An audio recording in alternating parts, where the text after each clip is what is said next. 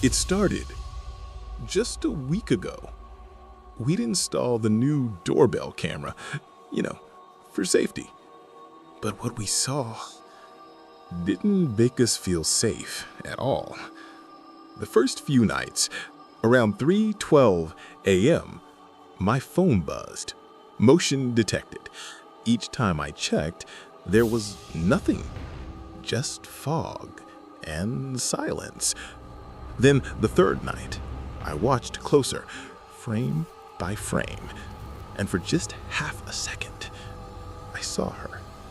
A woman's face standing inches from the camera, her skin pale, her mouth still, and her eyes completely black. No pupils, no reflection, just void. I couldn't move. My wife whispered, "Who is that?" And before I could answer, the screen glitched. The footage erased itself. Next morning, police searched the porch. They didn't find anyone, but they did find something. A handprint. Fresh, wet, too small to be human. Now, every night at 3:12 a.m., the alert goes off again.